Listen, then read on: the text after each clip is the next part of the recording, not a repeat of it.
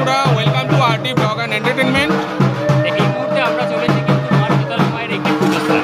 একদমই তাই, এই মুহূর্তে রয়েছে আমরা মহেন্দ্রনগরে। আর এই মহেন্দ্রনগরের শীতলা পুজো কিন্তু খুবই বিখ্যাত কালিয়াটির মধ্যে। তো চলুন কথা না বাড়িয়ে পুজো দেখাই আপনাদেরকে।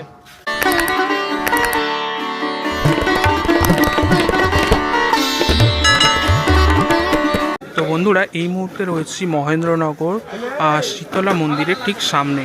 হ্যাঁ, এখানে কিন্তু মা শীতলার পার্মানেন্ট মন্দির করা রয়েছে। এখানে লেখা রয়েছে জয় মাতা দি।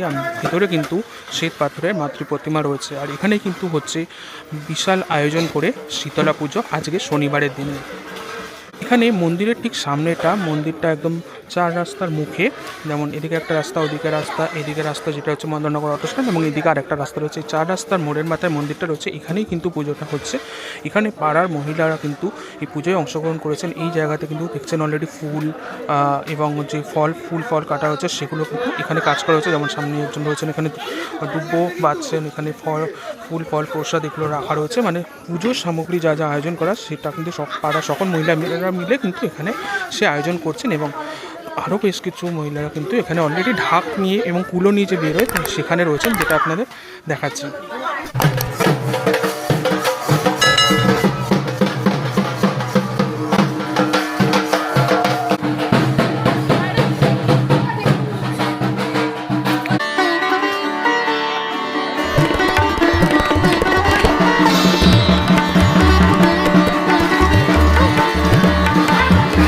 বন্ধুরা, এই পুজোর কর্মকর্তাদের আমরা পেয়ে গেছি।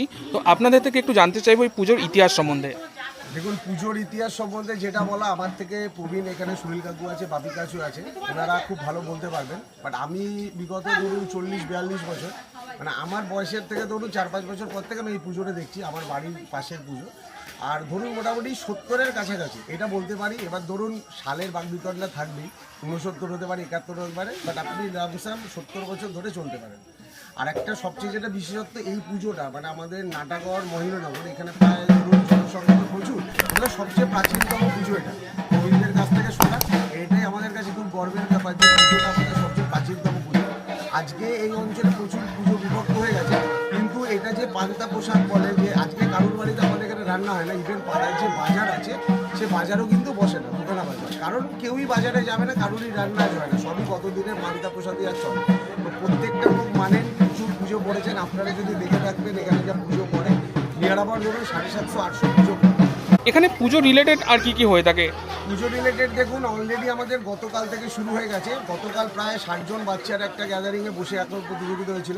খুব ভালো আমরা রেসপন্স পেয়েছি। প্রচুর দূর মানে ধরুন এটা নাটাগড়, সোদপুর, অশোকনগর, হাবড়া, বনগা থেকে পর্যন্ত বাচ্চারা এসেছে। বাবা, এত দূর থেকে। কারণ আমাদের যে পাড়ার বাচ্চারা আছে, মানে আমাদের ভাইরা বলুন, ভাইপোরা বলুন, তারা এত ভালো ডিজিটাল মিডিয়া ক্যাম্পেনিং করে যে আমরা প্রত্যেকবার গত বছর থেকে খুব ভালো রেসপন্স পাচ্ছি। আজকে ধরুন পুজো মেন দিন, আগামীকাল আমাদের একটা বালক ভোজন বা মায়ের প্রসাদ বিতরণ বলতে পারেন। প্রায় ধরুন 750-800 যেতে আমাদের অধিবেশনে থাকে অংশগ্রহণ। পরশু দিন আমাদের, অর্থাৎ সোমবার আছে আমাদের বাউল গান, সেটা ধরুন নদিয়ার বিখ্যাত শিল্পীরা আসবেন বাউল গান করতে। তারপর দিন অর্থাৎ মঙ্গলবার আছে একটা বিচিত্র অনুষ্ঠান। এখন বুঝতেই পারছেন একটা পুজো মানে পাড়ার বাচ্চারা আছে, বড়রা আছে, ইয়াংরা খুবই চায় একটা বিচিত্র অনুষ্ঠানও। এই দিয়ে আমাদের পুজোর সমাপ্তি হবে মঙ্গলবার। বাহ, খুব ভালো, অসংখ্য ধন্যবাদ। পুজোয় অংশগ্রহণ করে কেমন লাগছে?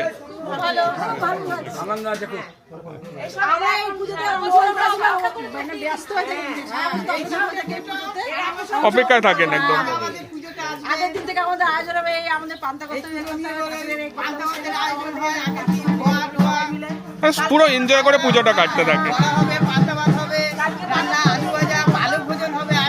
আগামীকাল প্রচুর লোকজন হবে এখানে, আপনারাও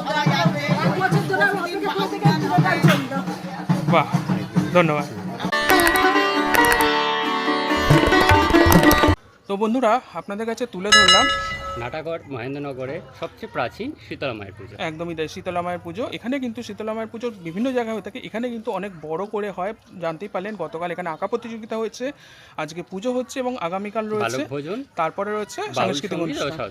হ্যাঁ, তো এটা অনেকটাই বড় করে হয়, সেই জন্য আপনাদের কাছে তুলে ধরলাম। যারা জানেন না তারা কিন্তু আসতে পারেন, এখনও সময় রয়েছে। এছাড়া আগামী বছর থেকেও কিন্তু আপনারা আগে থেকেই এখানে কিন্তু আসতে পারেন, কারণ বহু দূর থেকে কিন্তু অনেক বাচ্চারা আসে এখানে অঙ্কন প্রতিযোগিতা অংশগ্রহণ করতে। আমাদের খুবই ভালো লাগলো। আপনাদের কেমন লাগলো অবশ্যই কমেন্টে জানাবেন। চ্যানেলে নতুন হলে কিন্তু অবশ্যই সাবস্ক্রাইব করে নেবেন। তো চলুন দেখা হচ্ছে পরবর্তী ভিডিওতে, ততক্ষণের জন্য টাটা।